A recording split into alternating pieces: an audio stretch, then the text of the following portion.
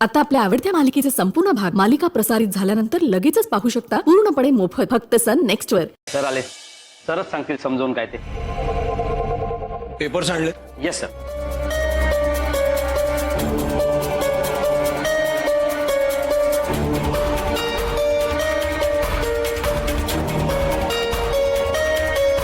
दिवसाची सुरुवात इतकी घाणेरडी झाली आहे म्हटल्यावर बाकी सगळ्या गोष्टी आता मुहूर्त पाहूनच कराव्या लागणार। नाही सर, मी गुरुजींना विचारलंय, पुढचा 1 तास चांगला आहे। गौतम, अरे कसला मुहूर्त, कसले पेपर्स, काय चाललंय? काही नवीन प्रोजेक्ट हाती घेतलेस का? नाही आई, नवीन प्रोजेक्ट वगैरे नाहीये। शुभदा ग्रुप ऑफ कंपनीज मध्ये एका नवीन व्यक्तीची नियुक्ती करायची आहे। कोणाला? सांगतो। झालंय असं की गेली 15 वर्ष आपल्या बोर्ड ऑफ डायरेक्टर्सवर असलेले गोखले त्यांनी अचानक राजीनामा दिला आणि ते मेनकाकडे कामाला गेले। काय? पण हा तर विश्वासघात आहे। ह्याला आपण विश्वासघात नाही म्हणू शकत, कारण प्रत्येकाला अधिकार असतो काम सोडून जाण्याचा, दुसरीकडे कामाला लागण्याचा। तो काही प्रॉब्लेम नाही। प्रॉब्लेम एवढाच आहे की गोखलेंनी हे सगळं काही पूर्वकल्पना न देता केलं।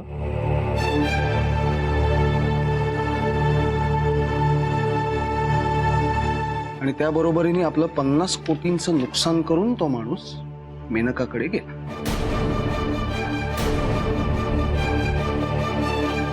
आणि हे सगळं घडलं ते त्या मुलीच्या दळभद्री पायगुणामुळे।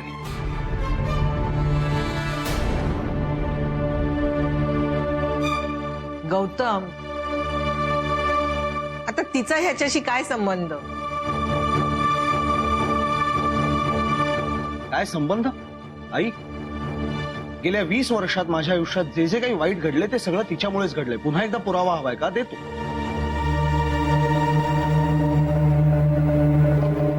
आई, आज एका अत्यंत चांगल्या कामासाठी निघालो होतो घरातून ऑफिसला जायला। तर ही मुलगी कोणाच्याही नकळत माझ्या गाडीत येऊन लपून बसली होती। काय युवराज? वाटेत असताना मला ती दिसली अचानक। त्या क्षणी तिला गाडीतनं उतरवलं आणि तेव्हाच हे सगळं भयानक जे घडलंय ते सांगणारा मला फोन आला।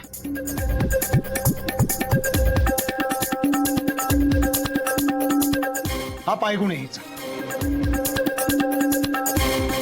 आणि मग तो अपशकून मी तिथेच रस्त्यावर सोडून घरी आलो हे सगळं करण्यासाठी।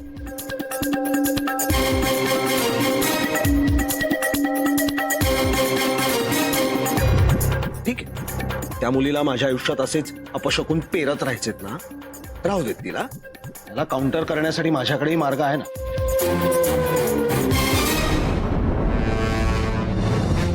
माझ्यासाठी कायम अत्यंत शुभ ठरणारी, अत्यंत लकी असलेली व्यक्ती मी कायम माझ्या आसपास ठेवायचं ठरवलंय।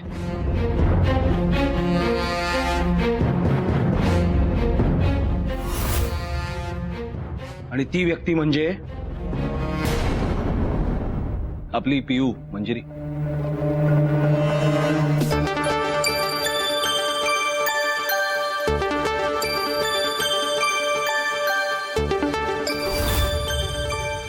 So, now Priya Gautam Jagirdar is going to be the newest member on the board of directors of Shubhada Group of Companies.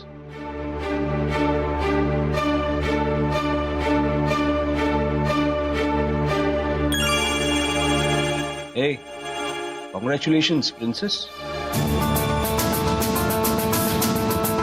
बाबा पण मी म्हणजे काय? बाबा पण मी काय? इकडे बस, इकडे आधी।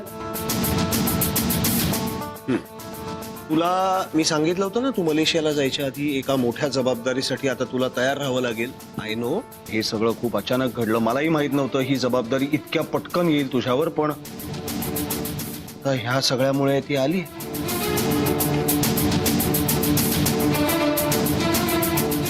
आणि पेलशील तू, घाबरायचं नाही। बाकी सगळ्या बोर्ड मेंबरशी बोलणं झालंय, सगळ्यांना मान्य आहे, सगळ्यांनी सह्या केल्यात, मी सुद्धा सह्या केल्यात. आता राहिलीस फक्त तू. आणि काही घाबरायचं नाही, कारखानीस काका आहेत, मी आहे ना. डॉक्युमेंट्स नीट बघ आणि सह्या कर घे.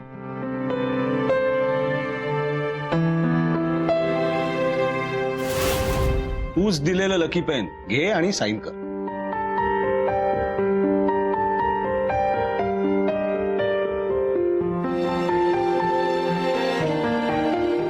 थांबा.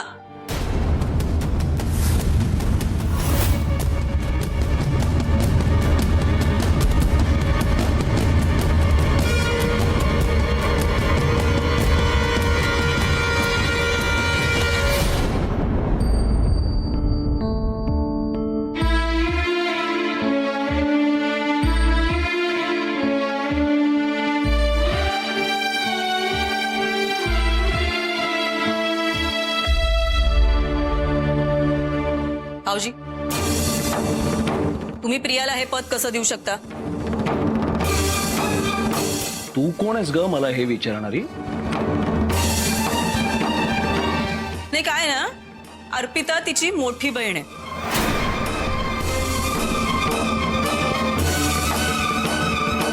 तिचा विचार नाही केलात कधी? तिला विचारलात? ती तुमच्या व्यवसायाची पहिली वारसदार आहे.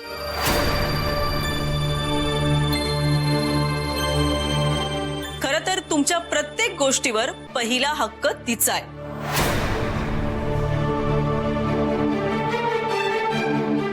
काय आहे ना, वसुधाबाई, मुळात ज्यातली आपल्याला काही अक्कल नाही, माहिती नाही, त्या विषयात प्रत्येक वेळी नाक खुपसून नाही असं म्हणतात, पण तरी तुम्ही खुपसता म्हणून सांगतो. माझा संपूर्ण हा व्यवसाय शुभदा ग्रुप ऑफ कंपनीज मला काही कुठल्या वारसा हक्काने मिळालेला नाहीये. मी स्वतः खूप कष्ट करून हे सगळं उभं केलंय. या कंपनीचा संस्थापक, फाउंडर आणि मॅनेजिंग डायरेक्टर आहे मी.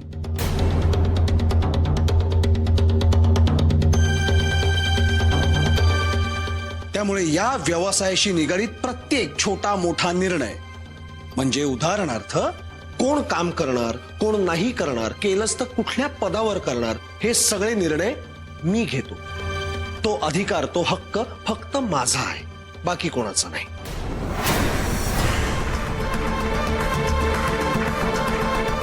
तेव्हा बाकीच्यांनी गरज नसताना त्यांची नाकं मध्ये खुपसायची नाहीत.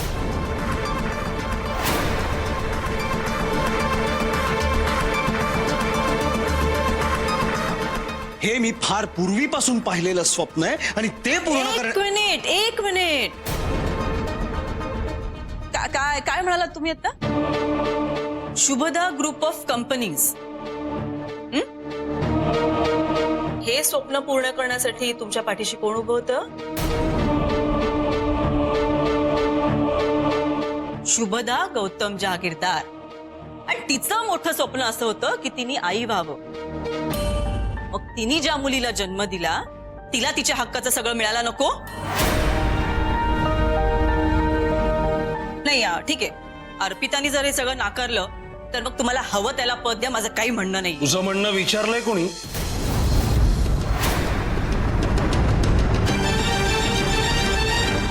कोणाला फरक पडतोय तुझं काय म्हणणं आहे त्यांनी? मला तरी नाही पडत. आणि जी मुलगी मला माझ्या आसपासही नको असते त्या मुलीला माझ्या बरोबरीने कामाच्या जागी बसव मी डायरेक्टर म्हणून. डोकं फिरलंय?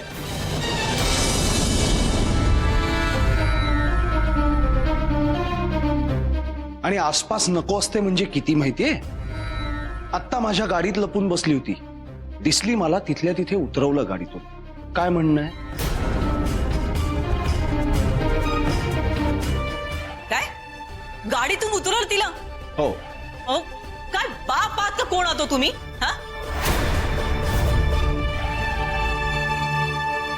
ती पोर सारखं बाबा बाबाचं जप करत असते. तुम्ही काय अवस्था झाली असेल तिची, कुठे असेल ती काय माहिती आता.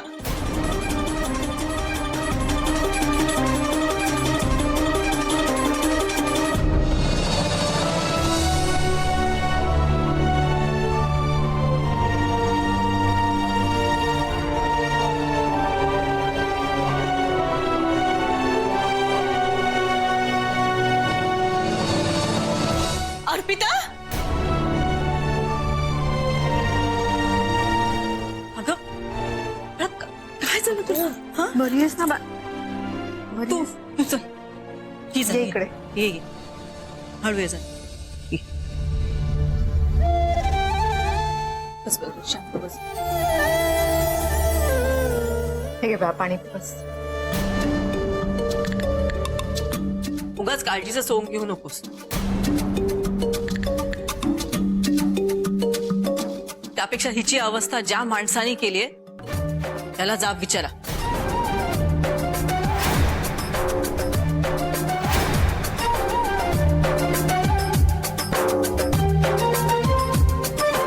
बाळा ग तुझे बाबा तुला रस्त्यात सोडून आले पण शुभदाताईचे आशीर्वाद तुझ्या पाठीशी होते ना म्हणून तू आता इथे वेळेत पोहोचलीस.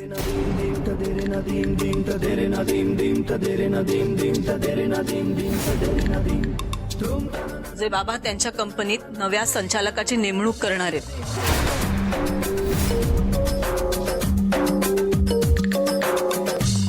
आणि ते पद तुझं आहे.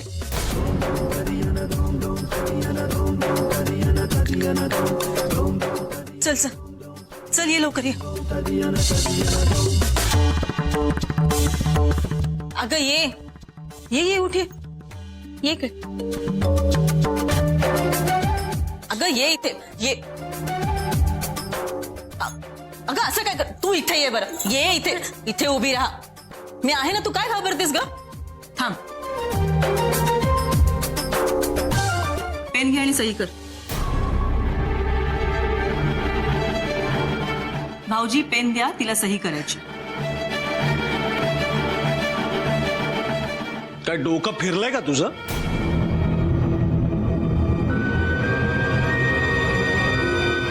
काय बोलतेस कळतंय का तुला? मी हे सगळं माझ्या बहिणीच्या हक्कासाठी करते. नाही शुभदाताई पण वरून बघत असेल आणि खरं सांगू तिला इतका आनंद होईल ना हे बघून जेव्हा तुम्ही तिच्या मुलीला तिच्या हक्काचं सगळं द्याल.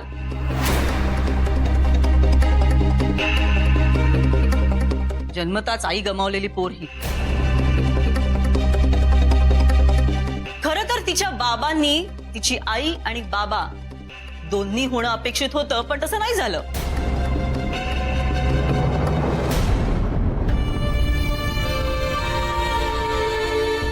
नाही मला ना खरं तर आश्चर्यच वाटतं की तुमच्या आईने आणि तुमच्या बायकोने कधीच तुम्हाला ही जाणीव करून दिली नाही.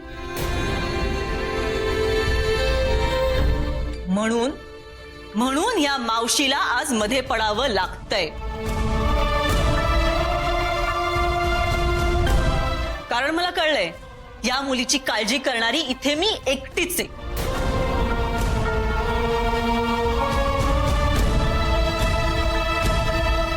अगं नाही थांब मला आज बोलू दे. थांब तू. नाही आई गप्प बस. भाऊजी जरा बघा हिच्याकडे. 20 वर्ष ही पोर तुमच्या एका आशीर्वादासाठी तडफडतीये. हे नाही दिसत आहे ना पण बाळा हे बघा भाऊजी मी ना खर्च तर पदर पसरते हवं तर तुमच्या समोर. हा विनंती करते पण तिला तिचं स्थान द्या आता तुमच्या कंपनीत. खरंच अगं लायकी नाहीये तिची तिथे काम करायची. कळत नाही का तुला? गप्प बस ना मग बाई. तुमची मुलगी आहे ना तुमच्या रक्ताची. एवढं पुरेसं नाहीये.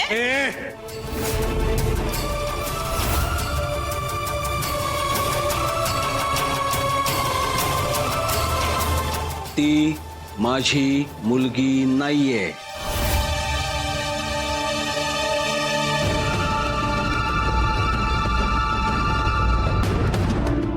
काय म्हणाला तुम्ही आता? जरा परत सांगा काय म्हणाला? परत ऐकायचंय? हो मग नीट ऐक. ती माझी मुलगी नाहीये.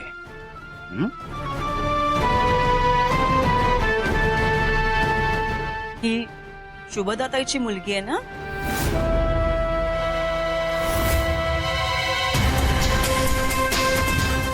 आहे ना? काय मग हिचे बाबा कोण आहेत?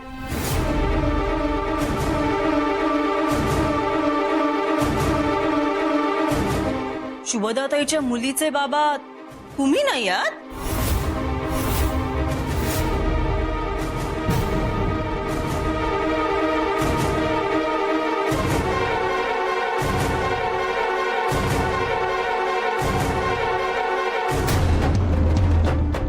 शुभेबद्दल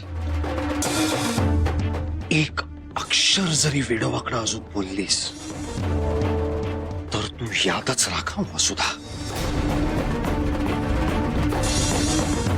बसला ना घाव वर्मी बसला ना.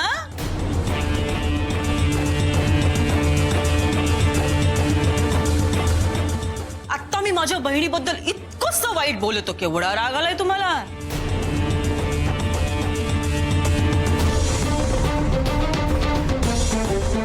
मग या मुलीचा तुम्ही दिवस रात्र अपमान करता, मला राग नाही येणार? भाऊजी, आमच्या घरातली मुलगी ज्या माणसाची लग्न करते त्याच माणसाचं कुंकू मरेपर्यंत लावते. आणि अशा बाईच्या पोटी जन्म घेतला या अर्पितानी. मग जेव्हा तुम्ही म्हणता ही माझी मुलगी नाही, तेव्हा तुम्ही कोणाचा अपमान करताय हे मी तुम्हाला वेगळं सांगायला हवं? वसुधा बास. अर्पिता जर तुमच्या रक्ताची असेल तर तिला सही करायला सांगा.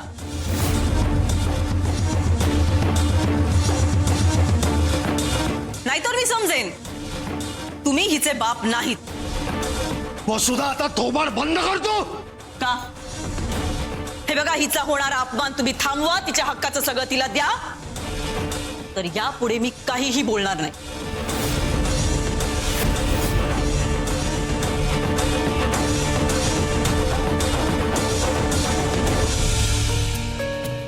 तुम्ही प्लीज शांत व्हा. प्लीज प्लीज शांत व्हा.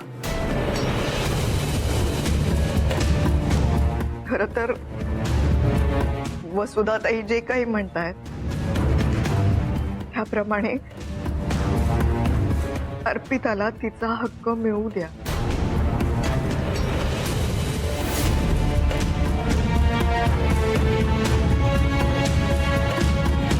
अर्पिता तुमची लेक आहे, माझी मोठी मुलगी. एका आईच्या नात्याने मी तुम्हाला रिक्वेस्ट करते, तिला हक्क मिळू दे ना.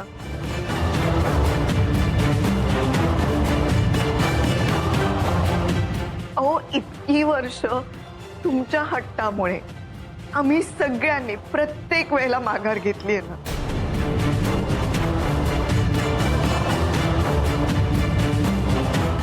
आज नको. अर्पिताला सही करू द्या. आज पिऊ नाही. हो बाबा. बाबा, अप्पूताईला तिचा हक्क दे. वसुधा जे काही बोलली ते कितीही कटू असलं तरी सत्य आहे. गौतम, तुला न्याय करावाच लागेल.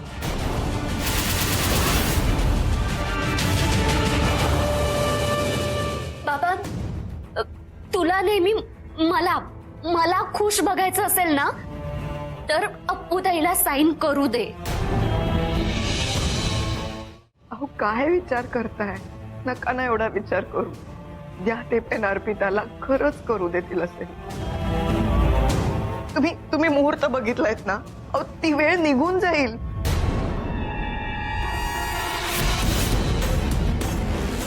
अहो, तुम्ही नेहमी सत्याचा न्यायाचा विचार करता ना, नेहमी करता, मग आज का नाही?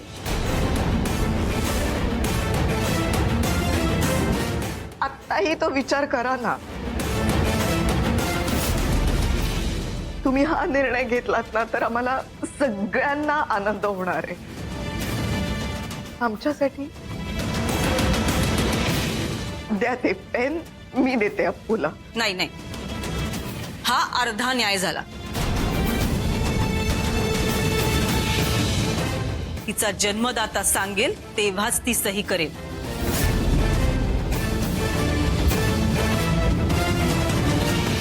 शुभीताईचा मान राखण्यासाठी तुम्ही तिला पेन द्या.